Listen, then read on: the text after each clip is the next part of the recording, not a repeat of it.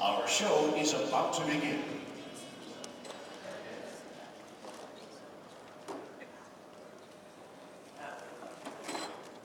Well, thanks everyone for coming.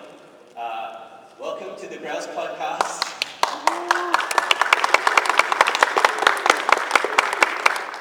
What episode is this for us, mate? 87. This is episode 87. This is Glenn Smith podcasting from JavaOne, San Francisco. Yeah, this is the latest podcast from exactly the same place. Yeah. Yeah. So thanks very much, everyone, for coming along to our BOF tonight. We're going to have a great time. We'll be talking to a whole bunch of these luminaries a little later in the show. But we thought we'd just kick off our BOF tonight about finding out a little bit about you guys. So is there anyone here that has never written a line of Groovy or Grails in their life? There is. No. Is there anyone really who never has? Yes, you. Can you come down? Yes. Can you come down? And Sven is about to give you a copy of Groovy in Action, Jack Koenig's book. And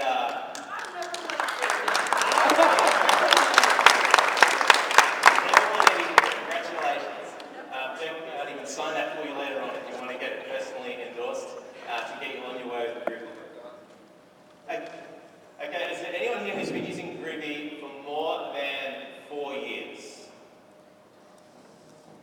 Only you two. Good job. Is there anyone here who's been using Groovy for more than 3 years? Yeah, a couple. More than 2 years? More than 1 year? And you just started using it less than a year. Wow, so for people listening at home, that was a pretty even split across those amazing. Let's see the IDEs. Who's using NetBeans? This is the sun show. Who's using Eclipse? Yes, so maybe a half. Who's using IntelliJ? Oh, wow. Was it this very strong IntelliJ showing? And who's just using VR? TextPad? TextMate. Sorry. Oh, wow, so that was pretty interesting. Yeah. So IntelliJ and Eclipse are the big users. How many people here are running on OS 10? Ooh, wow. So maybe nearly half. Linux? Yeah, good showing too. Windows? And a pretty good showing. So maybe half Mac and then half each the rest. Awesome. Fantastic. So, our panel tonight, it's Dirk Koenig, Scott Davis, Anders Almeray, James Williams, and Daniel Farrakhan. Let's give a big hand for joining us. So I guess most of you guys actually know these people, so we don't really have to introduce them, right? So here's Mr. Gina, we've got another author, and then last year's show, JavaOne grew the red pill, right? Yes. I didn't want to enter it again, we should have done this. Yeah, and we've got the whole Griffin guys here, so that's the Griffin wisdom. Yeah, it's a formulated wisdom of all the Griffin teams. That's really awesome. So, what is your impression of this year's JavaOne so far? Let's go around. What have you loved from this year's JavaOne so far? You know, this year it really seems like Griffin has captured a lot of the hearts and minds. I think there's a lot of positive buzz around Griffin. I got my first hand on in the speaker's lounge. I got to nab Dano and have him kind of walk through some of that stuff. So I think desktop development in Griffin, even though it's still very early stages, it looks very promising. Awesome.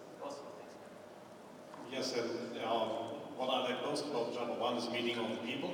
Yeah. And in the first place, and all the faces that you cannot see through the whole year. You only have the mailing lists and the contributions, but then it's awesome to see all the people there and meet everybody.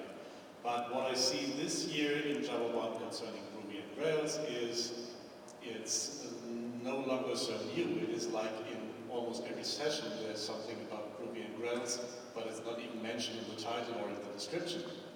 But then if you look into the presentations themselves, it's very, very often, it's kind of become usual and mainstream to do Ruby and Grails.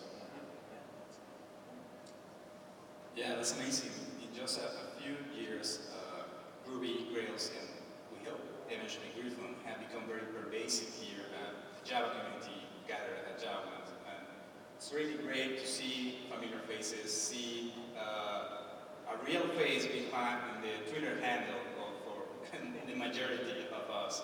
And it's great to be here with you guys.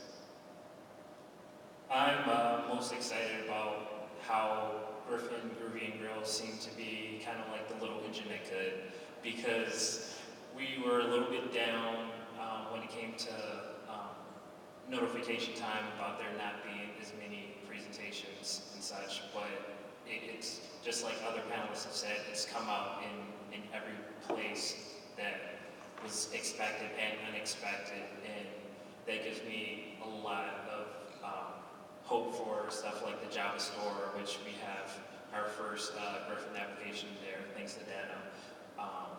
Just keep Groovy, Griffin, and Grails keep on going. Yeah, I'm actually genuinely excited about the announcement of the Java store. As a desktop developer, I think Griffin's very uniquely aligned to be able to distribute directly into that channel. I mean, a couple months ago, you'd say, well, how would I make money off of Griffin? It's like, I don't know, write a book maybe. But now you can actually write the applications and deploy them directly in there. And my little Twitter client that could, it's already up there. I actually skipped some technical sessions just to do it because I was so excited about it. I swore I wasn't going to hack it as JavaOne, and whoops. Oh man, that's awesome. What about you, Sven? What have you enjoyed from the show so far? What I enjoyed so far was probably meeting all those people, I guess. So I've been quite some time at JavaOne so far. I did miss it in 2006 or so, but I just enjoyed meeting all those people again. I mean, that's the biggest thing always about JavaOne is meeting with people and just making new contacts and keeping up the network basically. I pretty much missed any keynote and I missed half the sessions I actually wanted to go to. And I just met people instead. That's the most important thing. No, I agree. So I think Scott, you call this the hallway track at JavaOne. Yes, it's the hallway track. The hallway track. You take that hallway track, you catch up with a whole bunch of people, and awesome. And talk about a lot of stuff. What about you? I really. This is your first time. This is my first time at JavaOne, so I've just totally enjoyed it. I've really enjoyed a lot of the cloud buzz this year. I've done almost nothing with the cloud, so it was good to catch up with a few cloud sessions and hear all the buzz about that. And JavaFX has been interesting. I've been going into that, and then Dirk did a thing on JavaFX Builder for Griffin, and I thought, oh man, I don't have to choose. JavaFX, Griffin, why choose? Why not do both? JavaFX Builder and Griffin. Man, fantastic. Really enjoyed the show. All right, we want to spend some time now with each of our guests, talking a little bit about their improvements to Groovy and Grails and finding out a little bit about what they're into and what they're up to. So we might start with you, Dirk. Just one little thing before that. So again, this is a BOF. Yeah. So we want you to actually participate. Okay. So we're already speaking a lot. So whenever you've got a question, just come to the microphone, and you're going to override our questions. That's right. We are obviously not the smartest in the world. Yeah.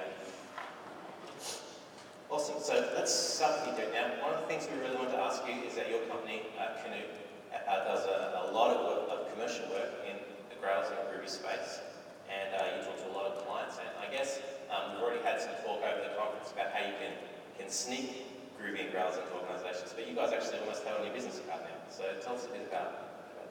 Yes, I really like to. I'd like to mention that everybody should actually think about the best question that you could possibly ask the panel, and we will give away the Canoe Ultralight Copter for the best question in this panel.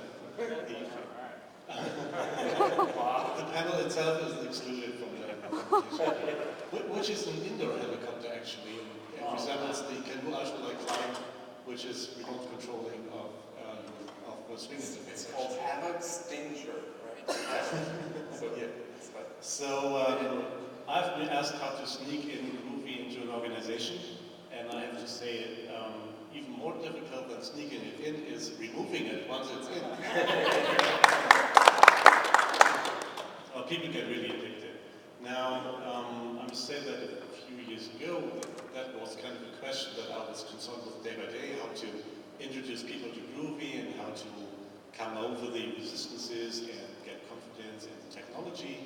But these years, it's no longer the case. In Canoe, we have the situation that customers approach us and definitely ask for advice and engineering power for using Groovy and Grails. I myself do